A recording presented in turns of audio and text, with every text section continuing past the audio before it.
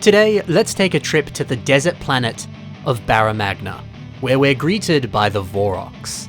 The Vorox are creatures that are known to be extremely skilled hunters with quite keen senses. And this set, it boasts so many great ideas and some amazing pieces. So in today's video, let's talk about some of the pieces that come in this set, and see how some skilled members of the Bionicle community have used them in unique ways on their own creations. Maybe seeing what they do could inspire you to build something cool yourself. We're also going to check out some pretty sick looking revamps of the character, and we're just going to have a good time chatting about this wonderful set. So strap yourselves in, let's get stuck into it. First things first, Vorox has an amazing mask. It's kinda unlike anything we've seen in any Bionicle sets. The mask just feels so much more organic. It's less of a helmet and more of an actual face with pincers and teeth. It's cool, it's almost a little bit more realistic. It's like a creature-based approach for once. And I like that.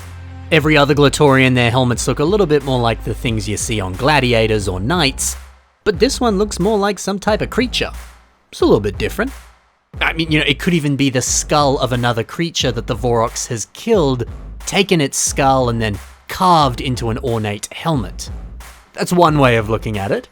But, however you choose to look at this design, it is really unique and very interesting. Oh, but that's not it.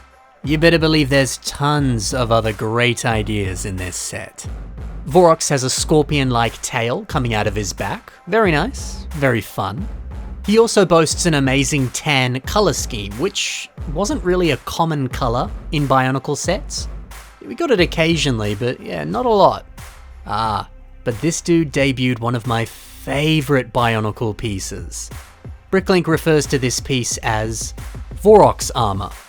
We get this bad boy in all sorts of different colors, but brown and tan, that kind of marbled coloration of the two, it's gorgeous. I really like the curved edges of this piece. The way it juts out and everything. It just looks so badass. That's good stuff.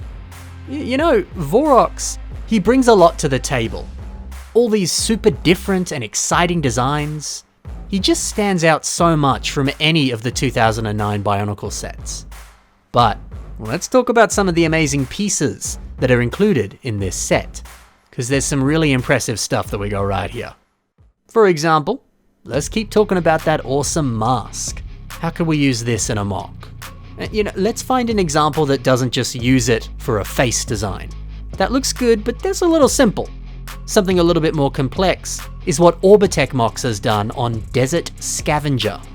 When we zoom in on the torso, you can see that the mask is kind of embedded into it. Well, sure, looks pretty nice. The natural curve of the helmet, it helps shape the torso quite nicely. And what a good idea to also use some of that Vorox armor for a kind of waistcoat or a skirt design. Clever. And hey, while we're talking about those Vorox armor pieces, let's see how they could be used. Starting off with a revamp of Patu that was made by Loaf Builds. We can see some of them on the upper legs as well as on the upper arms. I really like how Loaf Builds has taken advantage of the coloration of these pieces. They've implemented them so that the brown marbling at the top of the armor, it blends in with the brown pieces that surround it. So this allows that brown to just beautifully transition into tan.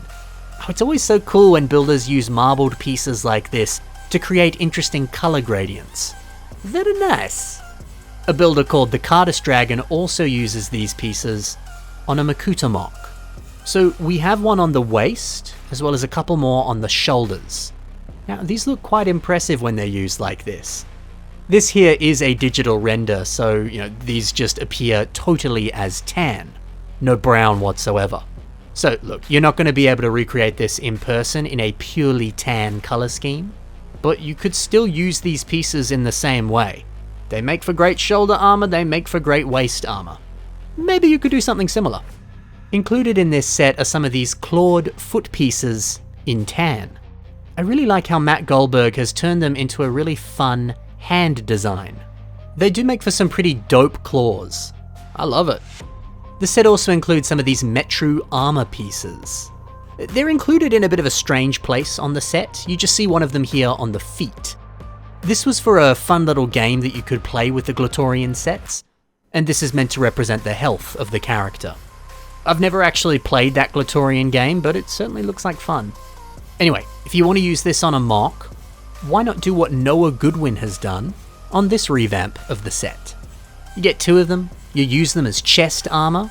How sick does that look? What a great design. And finally, a tan foot piece, a Mutter foot piece. It comes in this set.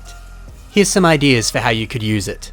Stub the Bionicle Man, they've made a Toa that places this piece on the arm design, as well as on the torso. 2 pretty genius ways of implementing them. I think this looks phenomenal. And thankfully this piece comes in a variety of colors, so you could do the same thing, but change up the color scheme and make something else that looks cool. So there's the pieces that come in this set. Now why don't we take a look at some amazing revamps of this amazing set?